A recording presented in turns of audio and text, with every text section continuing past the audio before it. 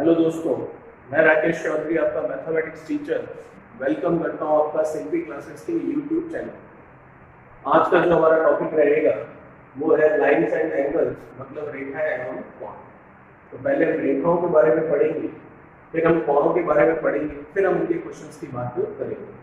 तो देखिएगा, सबसे पहले लाइन्स की मतलब रेखाओं की बात करें। सबसे पहले ये देखते हैं रेखा बनती कैसे है, फिर रेखाओं के प्रकार, लाइन्स के क्या क्या टाइप होते हैं, उनके बारे में हम थोड़ा सा डिस्कस कर लेते हैं। तो सबसे पहले बात करते हैं कोई भी लाइन किस तरह से बनती है। तो लाइन बनने के लिए आप देखिए, दो बिंदु होना अति आवश्यक। दो बिंदुओं के बीच की जो सीधी दूरी है उसे हम क्या कहते हैं, लाइन कहते हैं, रेखा। दूसरा पॉइंट, ये एक लाइन है आपके पास। अब इस लाइन पर कितने बिंदु, कितने पॉइंट आ सकते हैं, ये अगर हमें देखना है तो इस लाइन पर आप कितने बिंदु बना सकते हैं, कितने पॉइंट बना सकते हैं। अनंत मतलब इंफिनिटी पॉइंट्स इस पर आ सकते हैं। तीसरा पॉइंट देखते हैं, लाइंस के लिए तीसरी बात हमें क्या ध्यान रखनी है। आप देखिएगा, ये लाइन है जिसको नाम दिया हमने एल। ये लाइन है जिसको नाम दिया हमने L1 समानांतर होगी L2। ये जो साइन है ये है समानांतर का मतलब पैरेलल।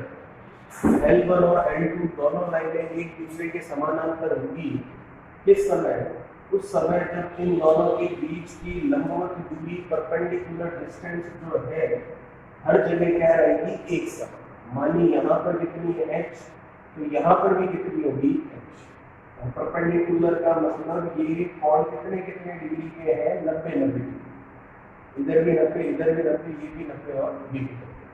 तो कुल मिलाकर L1 और L2 दोनों लाइनें एक दूसरे के समानांतर उस समय होगी जब दोनों के बीच लंबवत दूरी, परपेंडिकुलर डिस्टेंस हर एक जगह क्या रहेगी, एक समान, और दोनों लाइनें कभी भी आपस में नहीं मिली।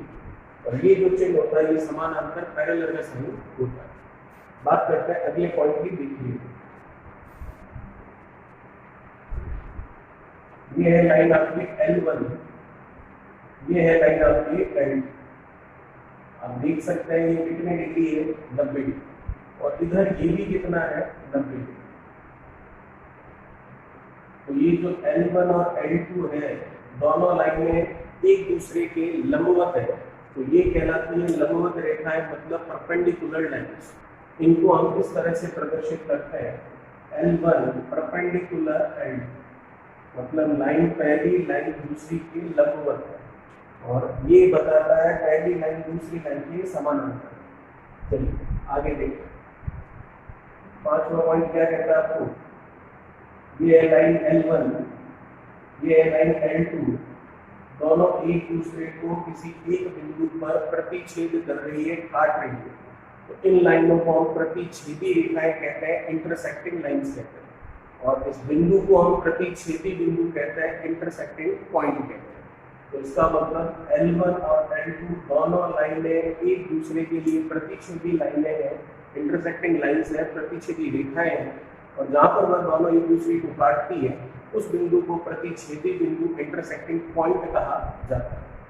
चलिए, इनको प्रदर्शित करने का कोई तरीका नहीं है। आप देखेंगे ये लाइन है L1 और ये लाइन है L2। तो आप कहेंगे कि लाइन L1 है और L2 है, तो हमें तो सिर्फ एक लाइन दिख रही है, दूसरी लाइन नहीं दिख रही है, क्योंकि एक लाइन ने दूसरी लाइन को ओवरलैप कर लिया है, मतलब उसे ढक लिया है। इसी वजह से इन रेखाओं को समपाती रेखाएं कहा जाता है। तो कुल मिलाकर हमने रेखाओं के बारे में अभी तक क्या बात पढ़ी। सबसे पहली बात, एक रेखा बनाने के लिए दो बिंदुओं की आवश्यकता होती है, मतलब दो बिंदुओं के बीच की सीधी दूरी आपकी क्या कहलाती है, उसकी रेखा, उसकी लाइन कहलाती है। फिर दूसरा पॉइंट हमने पढ़ा कि किसी भी एक रेखा पर कितने बिंदु होते हैं, अनंत बिंदु हो सकते हैं। फिर तीसरा पॉइंट हमने देखा पैरेलल लाइंस, समानांतर रेखाओं के लिए तो दो लाइनें आपस में समानांतर पैरेलल होंगी उस समय जब उनके बीच की लंबवत दूरी परपेंडिकुलर डिस्टेंस क्या होगी, 1 सम। पॉइंट देखते हैं अगला कौन सा, चौथा ये कह रहा है कि L1 और L2 दो लाइनें हैं, दोनों एक दूसरे के लंबवत होगी, परपेंडिकुलर होगी, अगर उनके बीच का कोण कितने डिग्री होगा, 90 डिग्री। फिर अगला पॉइंट आपको कह रहा था प्रतिच्छेदी रेखाएं मतलब इंटरसेक्टिंग लाइंस, तो L1 और L2 दोनों प्रतिच्छेदी रेखाएं होगी अगर दोनों किसी एक बिंदु पर एक दूसरे को कट करेंगे। और लास्ट वाला पॉइंट आपको कह रहा था समपाती रेखाओं के लिए, इसका मतलब दिख एक ही रही है लेकिन दो लाइनों के नाम लिखे हमने, क्योंकि एक लाइन ने दूसरी लाइन को ओवरलैप कर लिया है, ढक लिया है, इसीलिए दिखने में एक ही है लेकिन एक के पीछे दूसरी भी बनी हुई है, इसी वजह से इनको समपाती रेखाएं कहा जाता है। चलिए इतना देखिए, फिर आगे की बात करते हैं।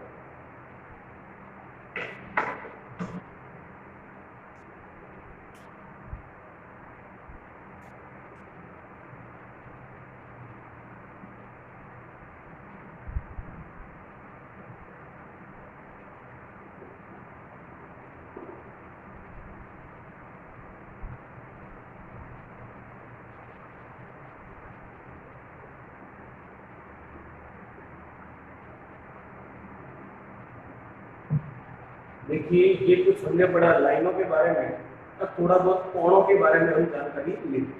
देखिएगा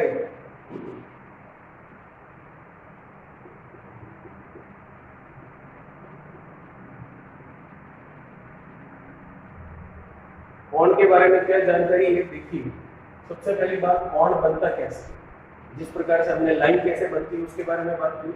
अब कोण के बनने के लिए तो कोई भी एक कोण बनाने के लिए आपको दो रेखाओं की आवश्यकता होती है।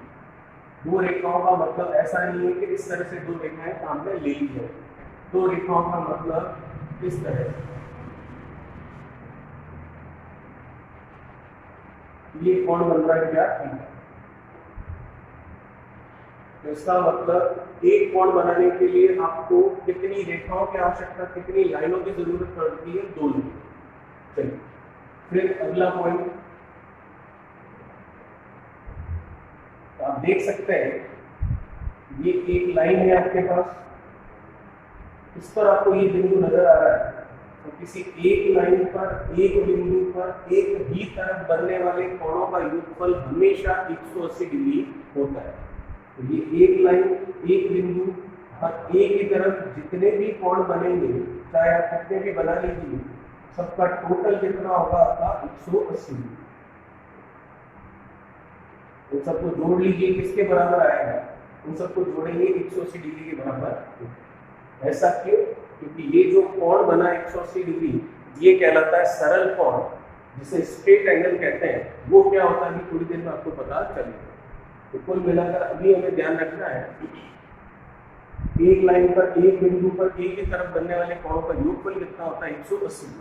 चलिए अगला पॉइंट, तो जिस प्रकार से आप देख सकते हैं ऊपर की ओर 180 बना है, वैसे इसी लाइन पर किसी बिंदु पर नीचे भी आप कितने भी कोण बना लीजिए, उन सभी कोणों का आप टोटल करेंगे तो कितना आएगा, 180 डिग्री। चलिए आगे की बात देखिए।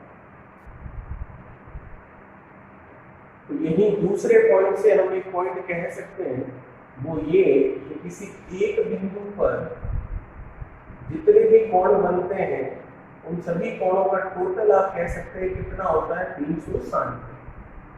ऐसा क्यों, क्योंकि आप देख सकते हैं सेकंड वाला जो हमने लिखा है पॉइंट, उससे एक लाइन पर एक बिंदु पर एक ही तरफ 180, तो उसी लाइन पर उसी बिंदु पर दूसरी तरफ भी 180, तो इसका मतलब एक बिंदु पर टोटल कितना बन सकता है, 360 डिग्री का। चलिए आगे देखते हैं,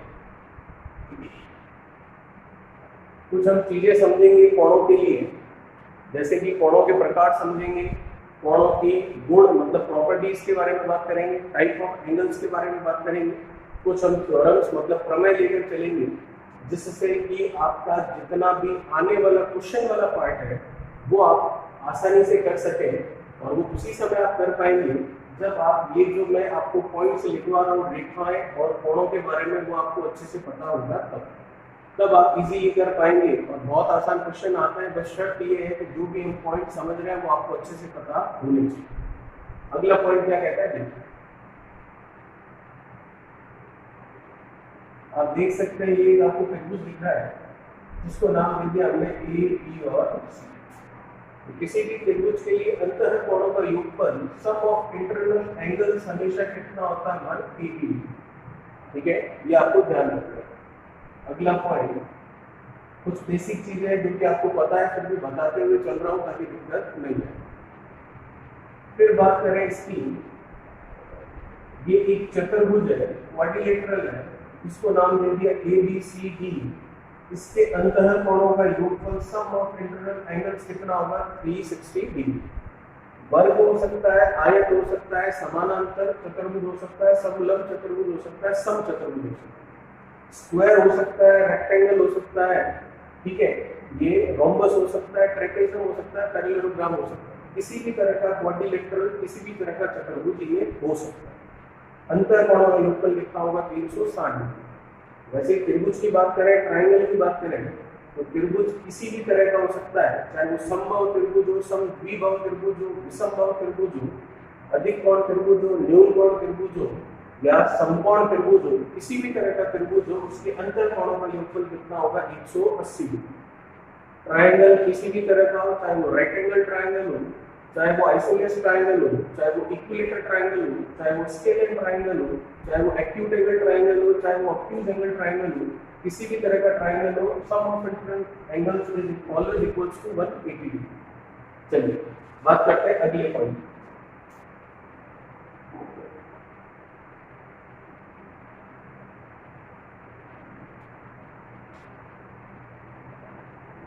क्या कहता है अगला पॉइंट कोणों के लिए, देखिएगा ढंग से।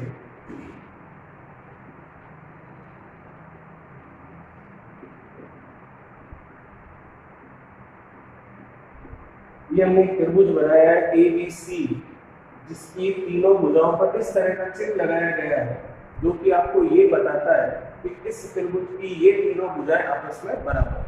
तो जब कभी भी त्रिभुज की तीनों भुजाएं आपस में बराबर होती है, उस त्रिभुज को समबाहु त्रिभुज इक्विलेटरल ट्रायंगल कहा जाता है। तो उसके अंतः कोण में भी हर एक कोण बराबर होता है, और हर एक कोण कितने डिग्री का होता है, 60 डिग्री का। तो इसका मतलब ये कितना है आपका 60, ये भी कितना है आपका 60, और ये भी कितना होगा 60। क्यों? क्योंकि ये त्रिभुज कौन सा आपका,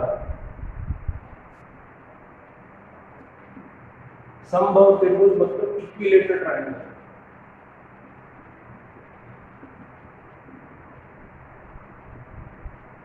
ठीक है, चलिए आगे की बात करें।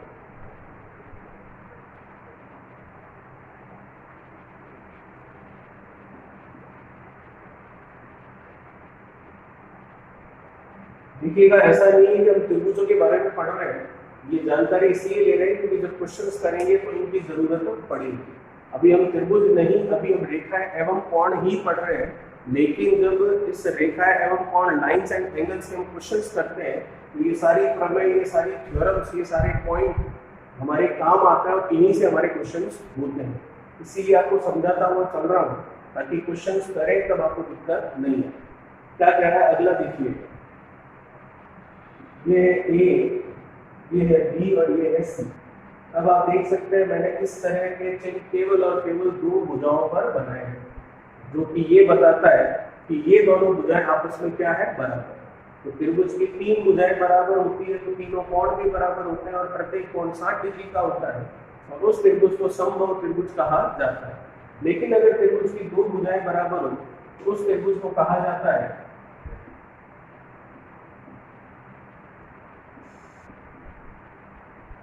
समद्विबाहु त्रिभुज, जिसे हम कहते हैं आइसोसेलेस ट्रायंगल। तो क्या खासियत है समद्विबाहु त्रिभुज की, दो भुजाएं समान होती है, और उन दो समान भुजाओं द्वारा असमान भुजा पर बनने वाले जो कोण होते हैं, वो कोण भी आपस में क्या होता है, एक समान होता है। तो आप देख सकते हो AB और AC दो समान भुजाएं हैं, और BC जो है असमान भुजा है। तो इन दो समान भुजाओं द्वारा असमान भुजा पर बनने वाले ये दोनों कोण भी आपस में क्या होंगे, एक समान। इसका मतलब अगर इसकी वैल्यू थीटा है तो इसकी वैल्यू भी कितनी होगी, थीटा। अभी तक हमने दो चीजें देखी त्रिभुज के बारे में, तीनों भुजाएं बराबर तो कोण भी बराबर, और वो भी 60 के बराबर। दो भुजाएं बराबर तो दो कोण बराबर, कौन से दो कोण जो समान भुजाओं द्वारा असमान भुजा पर बनते हैं। चलिए इतना देखिए, फिर आगे की बात करते हैं।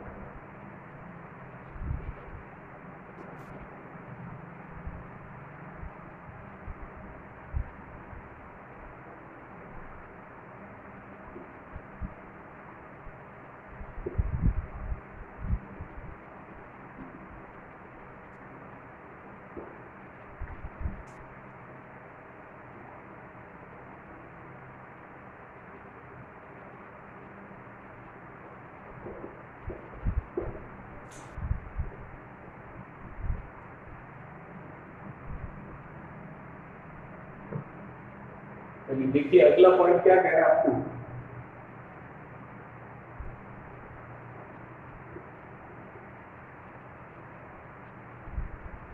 जैसा कि आप देख सकते हैं ये एक त्रिभुज है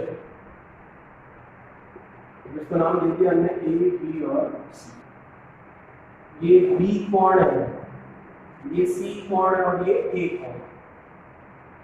इस लाइन को अगर बाहर की तरफ आगे की तरफ बढ़ाया गया तो ये हो गया बी का बाहरी कोण, एक्सटर्नल एंगल ऑफ कोण एंगल बी। और ये माना हमने क्या है थीटा 1 है, और ये माना हमने क्या है थीटा 2। तो देखिएगा जब कभी भी आपको किसी भी त्रिभुज के दो अंतःकोण इंटरनल एंगल्स पता है तो तीसरा जो बच गया है उसका बाहरी कोण अगर आपको पूछा जाए तो जो दो अंतःकोण है उनका योगफल ही उनका बाहरी कोण होता है। क्या कहा मैंने आपको कि किसी भी त्रिभुज के दो अंतःकोण अगर आपको पता है तो तीसरे कोण का बाहरी कोण आपको निकालना है, तो वह बाहरी कोण एक्सटर्नल एंगल उन दोनों अंतःकोण के योगफल की क्या होगा बराबर। अब ऐसा क्यों, तो हम एक एग्जांपल से समझ सकते हैं। देखिएगा एक एग्जांपल बनाते हैं। फॉर एग्जांपल आपको ये त्रिभुज दे रखा है, इसके दो कोण आपको दे रखे हैं, ये दे दिया आपको 40 डिग्री और ये दे दिया आपको माना 60 डिग्री। ठीक है, इसको नाम दे दिया P, इसको Q और इसको R। इस लाइन को आगे बढ़ाया तो ये इस R बिंदु का बाहर का कोण हो गया और ये कोण है अंदर। हमें पूछ रहा है ये बाहर वाला कोण कितने डिग्री का होगा, तो सीधा सा उत्तर हो गया 40 और 60 का टोटल कितना 100 डिग्री। सबसे पहली बात तो ये।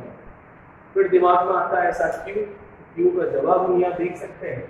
आप देख पा रहे हैं त्रिभुज है P, Q और R। हमें पता है त्रिभुज के अंतःकोणों का योगफल कितना होता है 180, तो टोटल होता है 180 तीन कोणों का योगफल। उसमें से एक और दो हमें पता है 40 और 60, तीसरा हमें नहीं पता, उसका नाम है क्या R नहीं पता है। तो 40 और 60 कितना 100, 180 में से 100 कम किया तो कितना आया 80। ये वैल्यू आई R की जो कि अंदर की तरफ। हमें तो इसका बाहर वाला कोण निकालना, तो आप देखेंगे ये एक लाइन सीधी थी। हमने अभी अभी नियम देखा कि एक लाइन पर एक बिंदु पर एक ही तरफ बनने वाले कोणों का योगफल कितना होता है 180। कितने कोण बन रहे हैं यहाँ पर कोण बन रहे हैं एक और एक दो, तो दोनों में से ये 80 है और दोनों का टोटल 180 है, तो फिर ये कितना आएगा 100। तो आप देख सकते हैं कितना सब कुछ करने के बाद में हमने कहा कि इसका मान 100 आ रहा है। नहीं तो ये जो थ्योरम आ रही है उसको हम देखकर सीधा सीधा बता सकते थे कि अगर दो कोणों का अंदर वाला मान पता है तो तीसरे कोण का बाहर वाला मान पूछा जा रहा है, एक्सटर्नल एंगल पूछा जा रहा है, तो उसका मान इन दोनों अंदर वालों के टोटल की क्या होता है बराबर। चलिए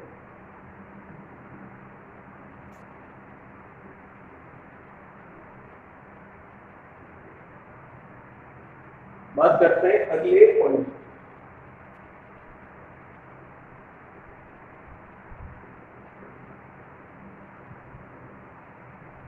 यहाँ त्रिभुज देख रहे हैं, इसको नाम दिया ए बी और सी। आप देख पा रहे हैं यहाँ पर तीनों भुजाओं बराबर है या नहीं, ऐसी कोई जानकारी नहीं। तो इसका मतलब तीनों भुजाएं एक समान नहीं है, तो इसके जो तीन कोण हैं उनकी वैल्यू भी समान नहीं होगी। ये θ1 होगा, ये θ2 होगा और ये θ3 होगा। इस तरह के त्रिभुज को कहा जाता है विषमबाहु त्रिभुज, स्केलर ट्रायंगल। विषमबाहु त्रिभुज मतलब जिसकी तीनों भुजाएं असमान तथा तीनों कोण असमान। फिर था एक समद्विबाहु त्रिभुज जिसकी दो भुजाएं समान तथा दो कोण समान हो, और वो दो कोण भी कौन से, जो समान भुजाओं द्वारा असमान भुजा पर बनते हैं। फिर हमने देखा था कौन सा, समबाहु त्रिभुज मतलब जिसकी तीनों भुजाएं समान और तीनों कोण भी एक समान है, और कोण एक समान में भी कितने डिग्री के, 60 डिग्री। चलिए आगे की बात करें।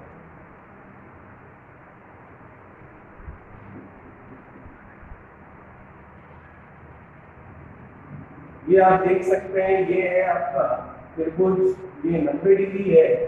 जब कभी भी किसी भी त्रिभुज में एक कोण 90 डिग्री का हो जाए, उस त्रिभुज को हम समकोण त्रिभुज मतलब राइट एंगल ट्रायंगल कहते हैं। ठीक है, इसको नाम दे दिया हमने ए, बी और सी। तो आप देख सकते हैं एक कोण अगर 90 डिग्री का है तो इसमें पाइथागोरस प्रमेय लगेगा, और पाइथागोरस प्रमेय मतलब ये है इसका कर्ण हाइपोटेन्यूज, ये है इसका लंब मतलब परपेंडिकुलर, ये है इसका आधार मतलब बेस। तो पाइथागोरस प्रमेय आपको क्या कहता है, कर्ण स्क्वायर बराबर लंब स्क्वायर प्लस आधार स्क्वायर, हाइपोटेन्यूज का square is equals to perpendicular का स्क्वायर प्लस बेस का स्क्वायर। तो इस त्रिभुज को, इस ट्रायंगल को राइट एंगल ट्रायंगल इसलिए कहा जाता है क्योंकि इसमें एक कोण कितने डिग्री का होता है, 90 डिग्री। तो अभी हम त्रिभुजों के प्रकार नहीं देख रहे हैं, फिर मैं आपको बताऊंगा। हम अभी लाइंस एंड एंगल्स की ही बात कर रहे हैं, लेकिन ये वो पॉइंट है जो कि हमारे क्वेश्चंस करने में हेल्प करेंगे। इसलिए आपको पता होना चाहिए कि जब हम क्वेश्चन करें उससे पहले हमने क्या क्या देखा ताकि क्वेश्चन में आसानी रहे। चलिए इन्हें देखिए, फिर आगे की बात करते हैं।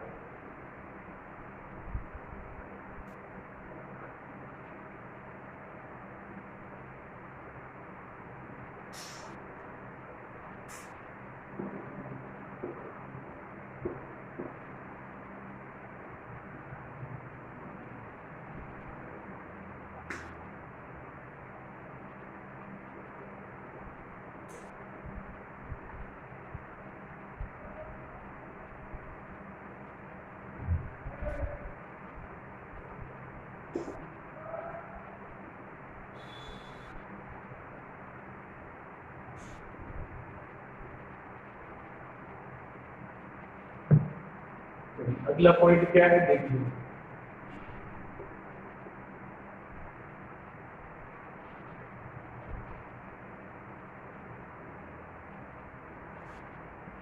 इस त्रिभुज का नाम दिया ए बी सी। आप देख सकते हैं ये जो बी पर कोण बन रहा है थीटा, ये थीटा आप देख पा रहे हैं 90 डिग्री से तो ज्यादा है लेकिन 180 डिग्री से कम। तो इसका मतलब इस तरह का कोण जो 90 से ज्यादा हो और 180 से कम हो, उस कोण का नाम होता है अधिक कोण।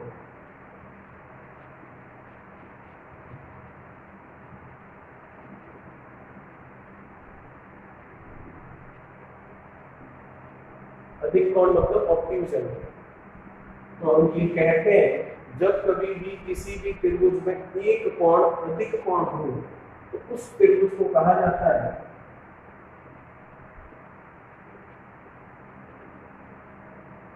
अधिक कोण त्रिभुज। मतलब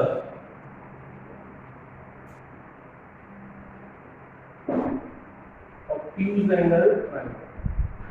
इसी तरह से एक न्यून कोण त्रिभुज भी होता है। न्यून कोण त्रिभुज मतलब जिसमें त्रिभुज के तीनों कोण न्यून कोण हो। न्यून कोण मतलब एक्यूट एंगल्स, मतलब जिनका मान 0 से स्टार्ट होता है और 90 तक एंड हो जाता है, मतलब 0 से ज्यादा और 90 से कम, तो उसे हम क्या कहते हैं, न्यून कोण त्रिभुज कहते हैं। तो क्या होगा ये देखिएगा, इस तरह का डायग्राम बनता है। ये ए बी और सी इसका नाम है। ये है थीटा 1, ये है थीटा 2 और ये है आपके थीटा 1, थीटा 2, थीटा 3। इन तीनों की वैल्यू 0 से ज्यादा है और इन तीनों की वैल्यू 90 से क्या है, कम।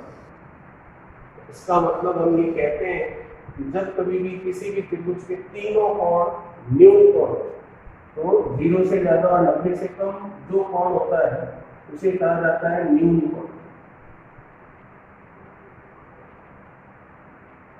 Acute angle. इसका मतलब किसी त्रिभुज के यदि तीनों कोण न्यून कोण है तो उस त्रिभुज को भी हम क्या कहते हैं, न्यून कोण त्रिभुज कहते हैं।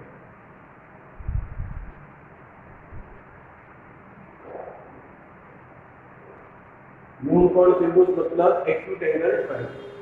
हमने अभी दो चीजें और देखी।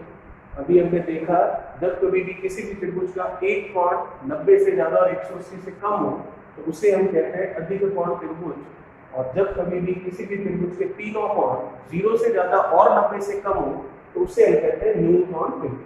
चलिए इसे देखिए फिर आगे की बात करें।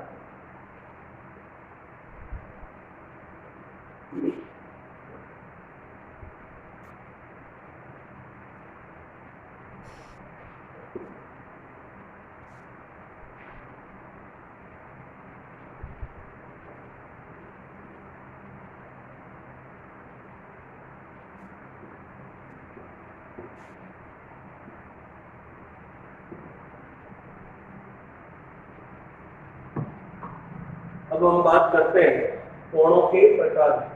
तो कोणों के प्रकार जो है, टाइप ऑफ एंगल्स जो है वो दो तरह से होते हैं। कैसे, देखिए।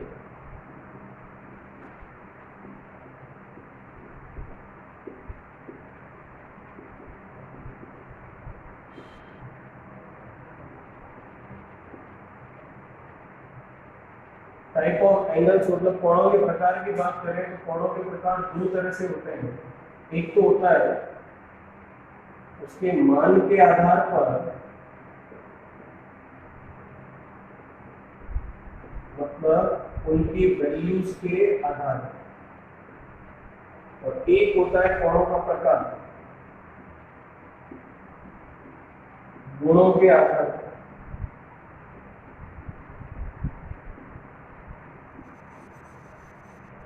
मतलब उनकी क्या क्या प्रॉपर्टीज है, क्या क्या गुण है, उसके आधार पर। तो हम कह सकते हैं कोणों के प्रकार दो तरह से होते हैं। एक तो होता है मान के आधार पर और एक होता है आपका गुणों के आधार पर। मान मतलब जो भी उनकी वैल्यू होगी 0, 30, 50, 90, 180, 270, 360 जो भी है उसके अकॉर्डिंग उनको नाम दिया जाए, और साथ ही साथ उनके गुण मतलब कौन से गुण है, आसन कोण है, वो शीर्षाभिमुख कोण है, एकांतर कोण है, वो अंतः कोण है, वो संगत कोण है, किस तरह के कोण है, वो गुण के आधार पर उनको नाम दिया जाए। हम पहले बात करेंगे किसके आधार पर, हम बात करेंगे मान मतलब वैल्यू के बेसिस पर, फिर हम बात करेंगे उनके गुणों मतलब प्रॉपर्टीज के बेसिस पर। इन दोनों के बारे में बात करने के बाद में हम स्टार्ट करेंगे इसके क्वेश्चन। चलिए हम पहले देखते हैं मान के आधार पर। मान के आधार पर अगर हम देखें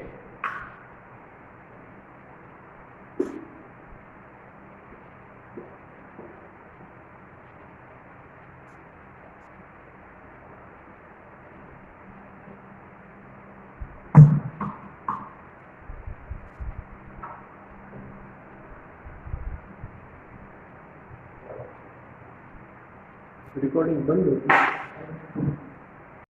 बात करते हैं हम कोणों के प्रकार की। तो कोणों के प्रकार में जैसा कि मैंने आपको कहा, कोणों के प्रकार दो तरह से हम देखेंगे। एक तो देखेंगे उनके मान वैल्यू के आधार पर, और एक हम देखेंगे उनके गुणों के आधार पर। तो पहले हम बात करें उनके मान के आधार पर।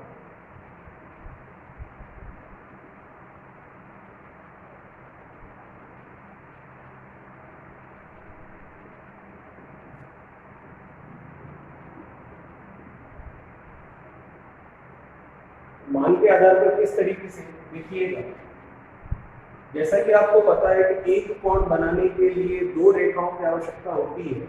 तो ये पहली लाइन और ये दूसरी लाइन। अब आप कहेंगे दूसरी लाइन दिख तो नहीं रही है, तो जैसा कि मैंने आपको बताया था ये दोनों रेखाएं समपाती रेखाएं, एक ने दूसरे को ओवरलैप किया है, ढक लिया है। तो हमें पता है कि कोण बनाने के लिए दो लाइनों की तो जरूरत होती है, लेकिन उन दोनों लाइनों के बीच में थोड़ी सी क्या होनी चाहिए, डिस्टेंस होनी चाहिए, थोड़ी सी दूरी होनी चाहिए, तभी तो कोण बनेगा। लेकिन यहाँ पर तो एक के ऊपर दूसरी आ रखी है, तो डिस्टेंस है ही नहीं। तो डिस्टेंस है ही नहीं, तो बनने वाला जो कोण है यहाँ पर जो थीटा है वो भी नहीं होगा। नहीं होगा मतलब कितने डिग्री होगा, 0 डिग्री होगा। और 0 डिग्री मतलब उसे हम क्या कहेंगे, शून्य। शून्य कोण मतलब 0 एंगल।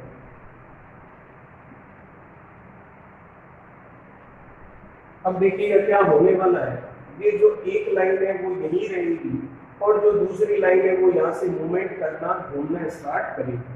जैसे जैसे वो घूमती रहेगी वैसे वैसे थीटा की वैल्यू आती रहेगी और वैसे वैसे उन कोणों के नाम भी आते रहेंगे और ये घूमकर वापस इसी लाइन के ऊपर आ जाएगी।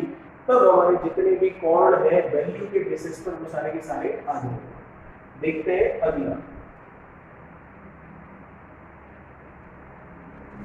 ये फर्स्ट वाली लाइन तो अपनी जगह पर ही है, ये सेकंड वाली लाइन मूव कर यहाँ पर आती है। तो आप देख सकते हैं यहाँ कोण थीटा भी बना। ये थीटा है कितना हमें नहीं पता, लेकिन कहाँ से कहाँ तक है ये हमें पता है। डायग्राम में देख सकता हूँ मैं 0 से तो ज़्यादा है, लेकिन कम है किससे, 90 से। तो इस कोण को हम कहते हैं न्यून कोण।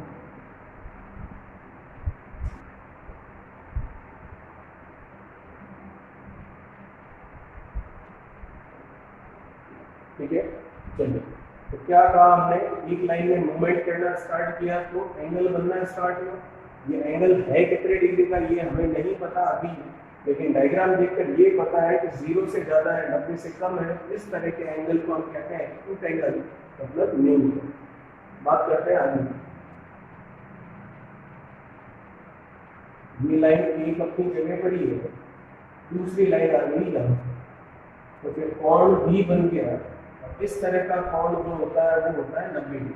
हमेशा ध्यान रखिएगा, अगर दो लाइनों के बीच में कोण इस तरह से बना रखा है और नहीं लिखा हुआ है तो आपको मानकर चलना है वो 90 डिग्री है। इस तरह से दो लाइनें हैं, अगर कोण इस तरह से बना रखा है तो आपको मानकर चलना है वो 90 डिग्री है, क्योंकि 90 डिग्री के अलावा अगर कितने भी डिग्री का होगा तो वो इस तरह से कर्व शेप में बना हुआ रहेगा। जैसे कि ये लाइन में इधर आपको दिख रहा है ये 90 डिग्री जैसा है, लेकिन अगर कोण को इस तरह से कर्व शेप में बनाया है तो वो मान 90 डिग्री नहीं। 90 डिग्री के लिए मान इस तरह से ही बनता है। चलो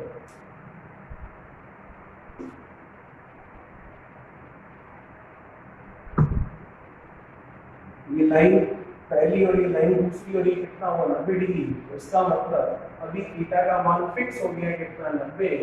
तो 90 डिग्री मतलब इसे हम कहते हैं समकोण,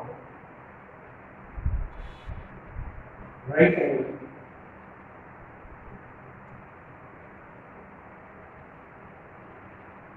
इसका मतलब अभी तक हमने 3 देखे। एक तो है शून्य कोण मतलब 0, एक है 0 से ज्यादा 90 से कम मतलब न्यून कोण, फिर एक है 90 मतलब समकोण।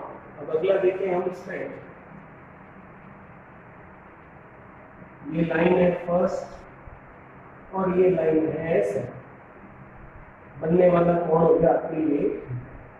अब ये थीटा है कितने डिग्री का ये तो हमें नहीं पता, लेकिन हमें इतना पता है डायग्राम देख करके थीटा का मान जो है 90 से तो ज्यादा है और 180 से कम। तो आप डायग्राम से आसानी से समझ सकते हैं कि इस थीटा की वैल्यू 90 से ज्यादा और 180 से कम है। इसका मतलब इसे हम कहते हैं अधिक कोण।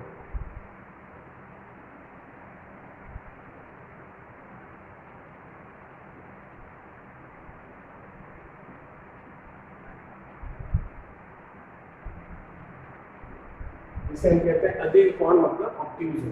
अभी तक अपने 4 तरह के देखिए, शून्य कोण, न्यून कोण, समकोण और अधिक कोण। अब बात करते हैं अगली, इन चारों को देखिए फिर आगे की बात करते हैं।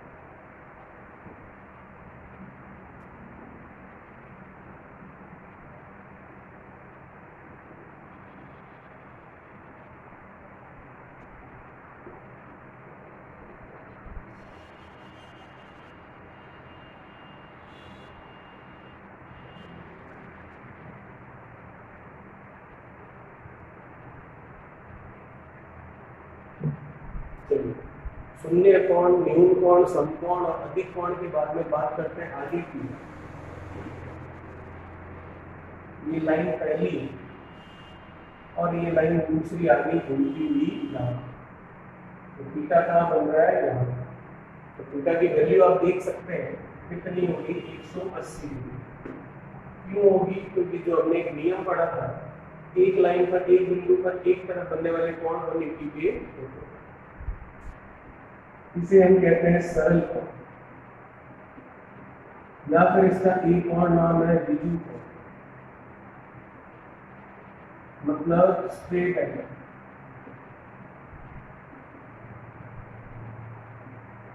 ठीक है, फिर बात करते हैं अगले की। देखिए,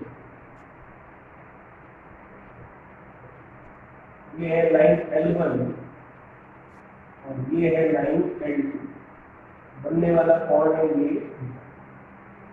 डायग्राम से हम थीटा का मान कहां से कहां तक होगा ये पता लगा सकते हैं, लेकिन ये नहीं कह सकते कितने डिग्री होगा।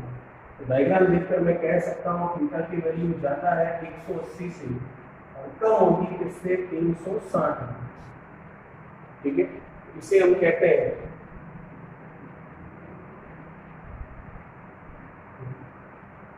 इसे कहा जाता है आपकी बृहद कोण।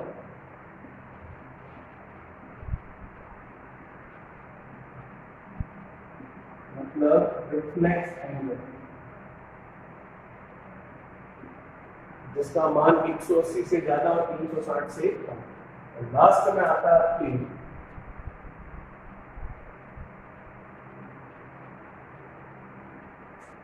L1 और L2 दोनों की भी वापस कहाँ आ गई है? इसी के ऊपर। तो बनने वाला कोण कौन सा? इस बार मेरा, जिसका मान है थीटा। तो आप देख सकते हैं ये जो डायग्राम बनाया है लास्ट में, ये डायग्राम और जो शून्य कोण का डायग्राम है वो दोनों एक समान था, लेकिन शून्य कोण में जो दूसरी लाइन थी उसने मूवमेंट करना, घूमना स्टार्ट नहीं किया था, इसलिए कोण 0 था।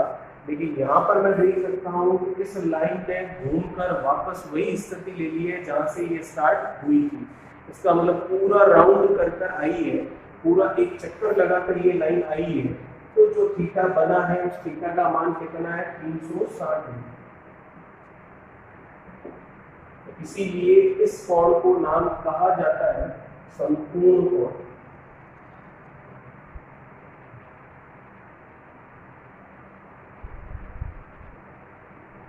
मतलब कंप्लीट एंगल। तो हमने क्या देखा? वैल्यू के आधार पर कोणों के प्रकार देख लिए, जिसमें सबसे पहले हमने देखा शून्य कोण जिसका मान 0 डिग्री। फिर हमने बात की न्यून कोण जो 0 से ज्यादा और 90 से कम। फिर हमने बात की समकोण जो कि 90 के बराबर। फिर हमने बात की अधिक कोण 90 से ज्यादा 180 से कम। फिर हमने बात की सरल कोण या विजु कोण जिसका मान 180।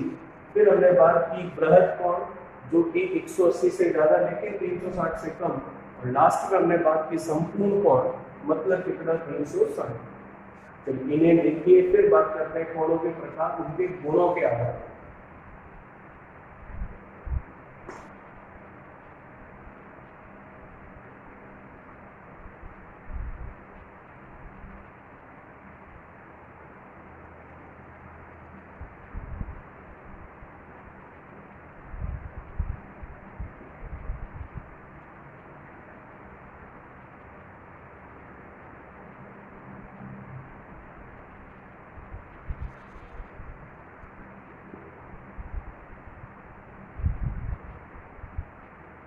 अब हम बात करेंगे गुणों के आधार पर कोणों के प्रकार।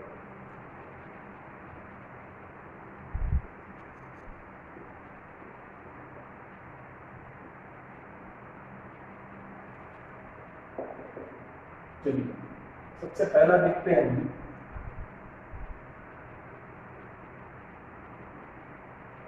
आसन कोण।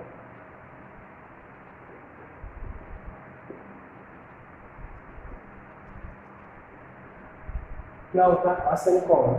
आसन कोण मतलब इस तरह से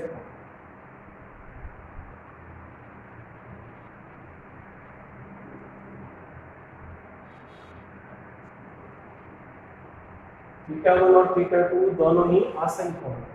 आसन कोण का मतलब दो कोण आपस में आसन कोण होते हैं यदि उन दोनों कोणों का प्रारंभिक बिंदु मतलब इनिशियल पॉइंट एक ही हो तथा उन दोनों कोणों के लिए एक भुजा एक रेखा उभय को कॉमन।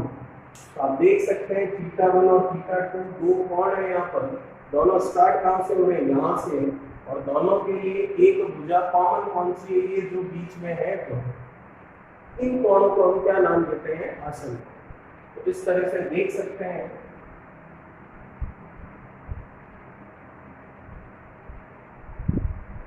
ये और ये कोण भी आपस में कौन से कोण है, आसन। क्यों? क्योंकि हमारी जो शर्त है आसन कोणों की वो यहाँ पर क्या हो रही है, संतुष्ट हो रही है, कंडीशन फुलफिल हो रही है। और कंडीशन ये है कि दोनों कोणों का प्रारंभिक बिंदु एक ही हो जो कि ये है, और दोनों कोणों के लिए एक भुजा उभयनिष्ठ हो, एक लाइन कॉमन हो, वो भी नजर आ रही है। तो ये भी हमारे क्या है, आसन कोण। तो सेकंड वाला डायग्राम देखकर ये पता चलता है कि आसन कोणों का योगफल कितना दिख रहा है, इसमें 180 डिग्री। लेकिन फर्स्ट वाला डायग्राम देखकर पता चल रहा है कि आसन कोणों का योगफल 180 डिग्री नहीं।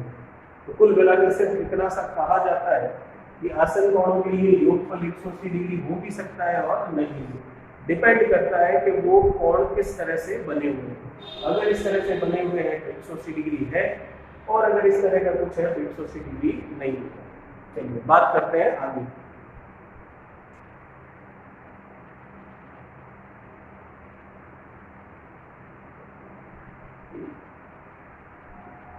पूरक कोण या फिर इन्हें कहते हैं पूरक कोटि कोण।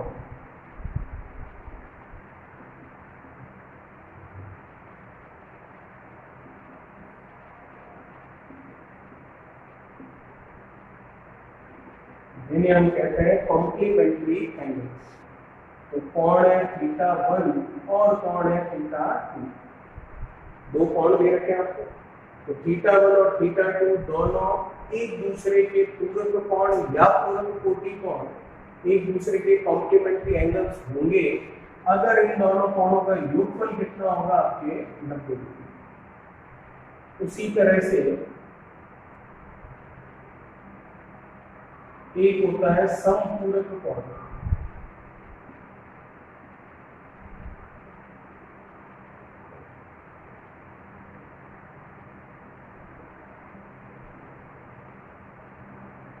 जिन्हें हम कहते हैं सप्लीमेंट्री एंगल्स।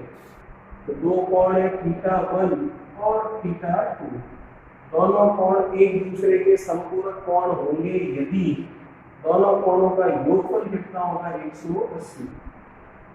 हम सीधा सा क्या समझ सकते हैं यहाँ से, पूरक और समपूरक से। पूरक कोण मतलब एक नाम और है पूरक कोटि कोण। तो दो कोण आपस में पूरक कोण होंगे अगर उनका टोटल कितना होगा, 90 डिग्री, और दो कोण आपस में समपूरक सप्लीमेंट्री एंगल्स होंगे अगर उनका योगफल कितना होगा, 180। फॉर एग्जांपल आपको कहा जाता है कि दो कोण है जो कि आपस में समपूरक है, उनमें से एक कोण का मान 150 डिग्री है तो दूसरे कोण का मान कितना होगा, तो 180 में से 150 कम करोगे कितना आएगा, 30 डिग्री।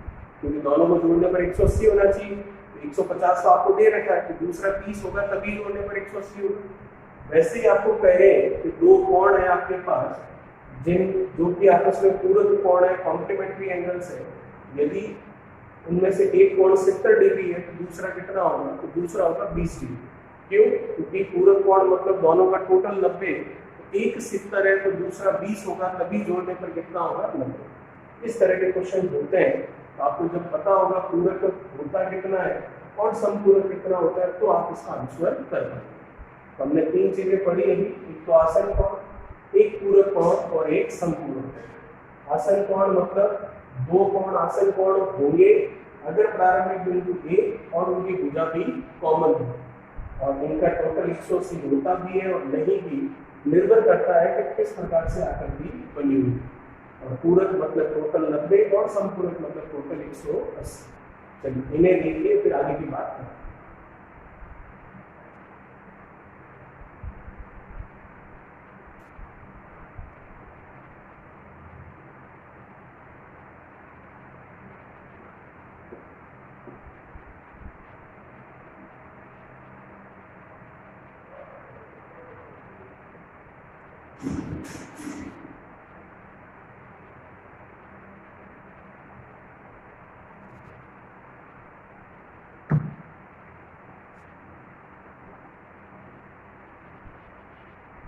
अगले कोण है अपने एकांतर कोण।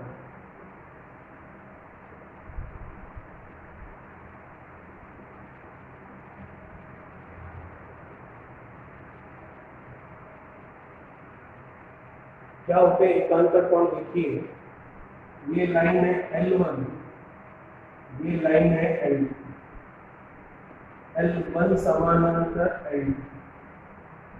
समानांतर का मतलब, पैरेलल का मतलब आप समझते हैं, दो लाइनें एक दूसरे के समानांतर पैरेलल कब होती है? जब दोनों लाइनों के बीच की परपेंडिकुलर डिस्टेंस, लंबवत दूरी हमेशा एक समान रहती है तथा दोनों लाइनें कभी भी आगे जाकर नहीं मिलती। चलिए, ये है इनकी तिर्यक छेदी रेखा।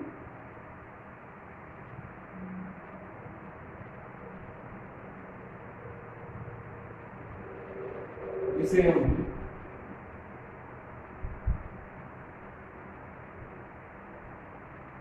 ट्रांसवर्सल लाइन कहते हैं। तो आप देख सकते हो दो लाइनें एक दूसरे के समानांतर है, उनको एक रेखा काट रही है जिसे हम तिर्यक छेदी रेखा ट्रांसवर्सल लाइन कहते हैं। तो इस रेखा के द्वारा इन समानांतर भुजाओं पर अंदर की तरफ जो कोण है, देखिएगा किस तरीके से मैं कहना चाह रहा हूँ। ये है Z आकृति, ABCD जो होता है अल्फाबेट उसका Z, ये सीधा Z और ये इस तरह से उल्टे Z की आकृति। तो कहने का सिर्फ इतना सा मतलब है, जब कभी भी दो समानांतर रेखाओं को एक तिर्यक छेदी रेखा काटे तो Z आकृति में जो कोण बनते हैं उन कोणों को हम एकांतर कोण कहते हैं, और एकांतर कोणों का मान आपस में क्या होता है? एक समान। तो आप देख सकते हैं कौन सा कोण, ये कोण थीटा, तो ये भी कितना होगा? थीटा। ये कोण अगर आप कह रहे हैं ए, तो ये कोण भी कितना होगा? थीटा। तो इस तरह से बनने वाले कोण एकांतर कोण होते हैं। और वो कोण हम देखते हैं यहाँ पर कहाँ बन रहे हैं। तो हमने Z आकृति की बात की, अल्फाबेट वाला Z, चाहे वो Z सीधा हो या फिर उल्टा। अंदर की तरफ जो कोण बनेंगे वो कोण बराबर होंगे। क्यों? क्योंकि वो कोण होंगे एकांतर कोण। तो देखिएगा यहाँ पर Z की बात करें तो आप साफ देख सकते हैं, जहाँ से स्टार्ट किया हमने, इधर गए, अब नीचे गए और इधर L2 की तरफ गए, तो आपको Z बनता हुआ दिखाई दे रहा है, जो कि है A, B, C और D। A, B, C, D, Z बना। तो ये कोण अगर θ1 है तो ये कोण भी θ1 होगा, क्योंकि ये दोनों कोण एकांतर कोण है और एकांतर कोणों का ये गुण है कि आपस में क्या होता है? बराबर। वैसे ही एक Z इधर भी आप देख पा रहे हैं, जहां से स्टार्ट किया, जैसे नाम दे दिया हमने E से गए हम B से गए C और इधर आए F। तो आप देख सकते हैं E, B, C, F, ये भी एक तरह से Z बन रहा है। तो इसका मतलब कोण बन रहा है यहाँ पर जो माना हमने θ2, तो ये कोण भी कितना हुआ? θ2, क्योंकि दोनों आपस में क्या है? एकांतर कोण है, आपस में अल्टरनेट एंगल्स।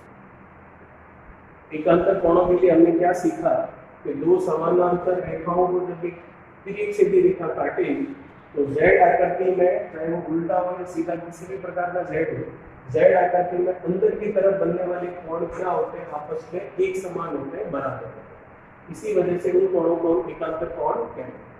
चलिए इसे देखिए, फिर अगले की बात करें।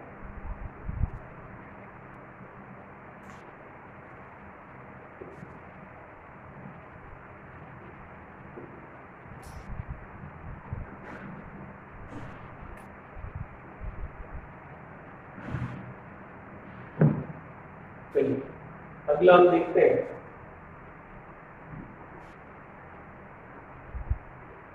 अंतः कोण।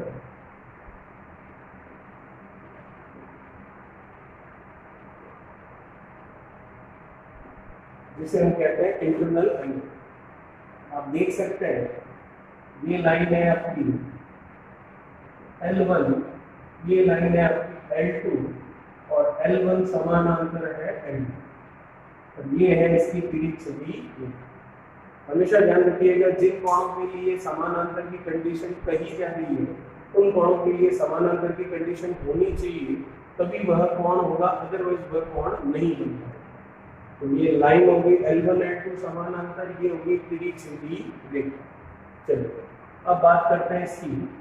तो अभी अभी हमने इसमें देखा एकांतर कोण, ऑल्टरनेट एंगल्स के बारे में, जो कि मैंने आपको बताया Z आकृति में अंदर की तरफ जो बनते हैं वो कहलाते हैं एकांतर कोण, और वैल्यू उनकी क्या होती है, आपस में बराबर। अब देखिए अंतर कोण मतलब ये कोण θ1 और ये कोण θ2, तो θ1 और θ2 आपस में क्या है, अंतः कोण।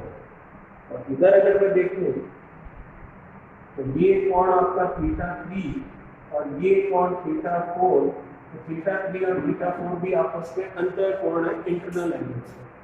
अंतर कोणों के लिए हम कह सकते हैं कि जब कभी भी दो समानांतर रेखाओं को एक तिरछी रेखा काटे तो उन समानांतर रेखाओं पर उस तिरछी रेखा के द्वारा अंदर की तरफ बनने वाले कोण अंतः कोण कहलाते हैं। तो मैंने क्या कहा आपको, जब दो समानांतर रेखाओं को एक तिरछी रेखा काटे तो उस तिरछी रेखा के द्वारा उन समानांतर रेखाओं पर अंदर की तरफ बनने वाले कोण क्या कहलाते हैं, अंतर। और अंतर कोणों का गुण ये होता है कि अंतर कोणों का योगफल जो है वो अंतर कोणों का योगफल किसके बराबर होता है, 180 डिग्री। जैसा कि यहाँ पर θ3 और θ4 अंतर कोण है तो टोटल कितना होगा, 180। वैसे ही θ1 और θ2 भी अंतर कोण है तो टोटल कितना होगा, 180। हमने क्या चीज सीखी यहाँ से, अंतर कोण से हमने ये सीखा कि दो समानांतर रेखाओं को जब एक तिरछी रेखा काटे तो उस तिरछी रेखा के द्वारा उन दो समानांतर रेखाओं पर अंदर की तरफ बनने वाले कोण जो होते हैं वो कहलाते हैं अंतर कोण। और अंतर कोणों का गुण ये है कि उनका टोटल हमेशा कितना होगा, आपके 180 डिग्री। चलिए इसे देखिए, फिर अगले की बात करते हैं।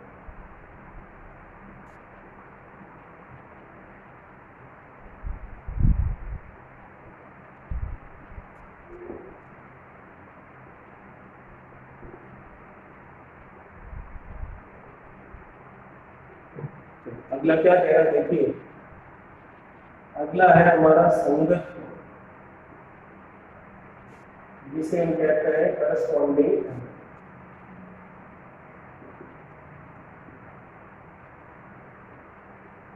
क्या होता है संगत कोण, देखिए ये लाइन L1, ये लाइन L2, L1 पैरेलल है L2 के, और ये इनकी तिरछी रेखा ट्रांसवर्सल।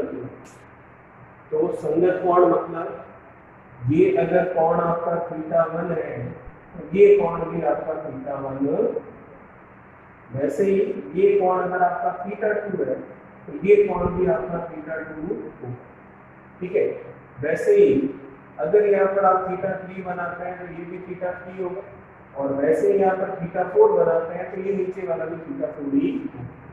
तो कहने का मतलब ये है संगत कोण करस्पॉन्डिंग एंगल्स के लिए कि दो समानांतर रेखाओं को जब एक तिरछी रेखा काटती है तो उस तिरछी रेखा के द्वारा समानांतर रेखाओं पर एक ही तरफ बनने वाले कोण आपस में बराबर होते हैं।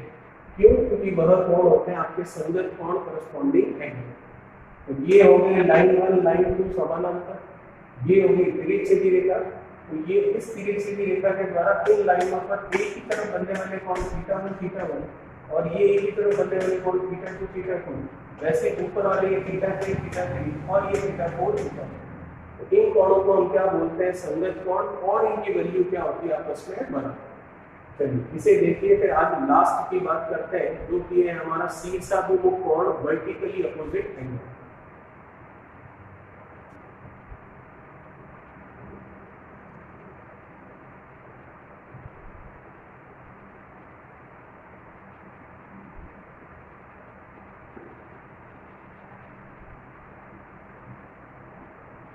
देखिएगा आज का अंतिम हमारा क्या है, कोण।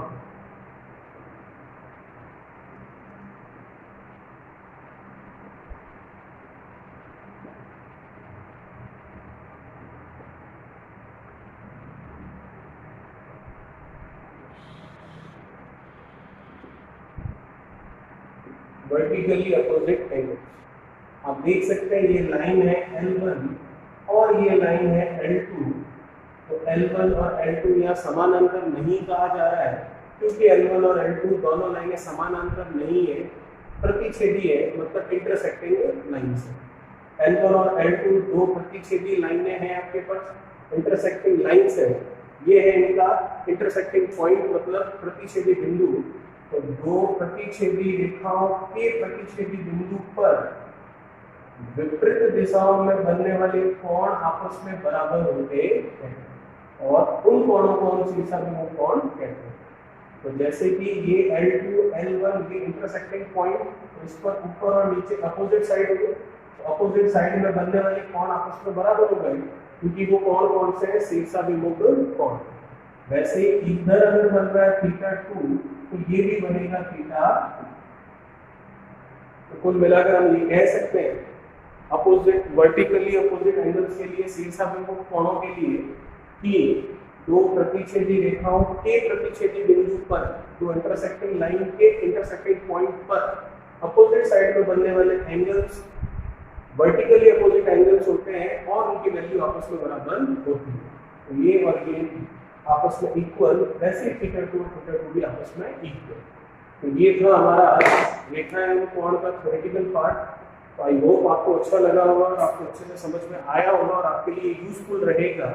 तो इसे शेयर कीजिए, लाइक कीजिए और चैनल को सब्सक्राइब कीजिए और बेल आइकन को प्रेस कीजिए। Thank you so much.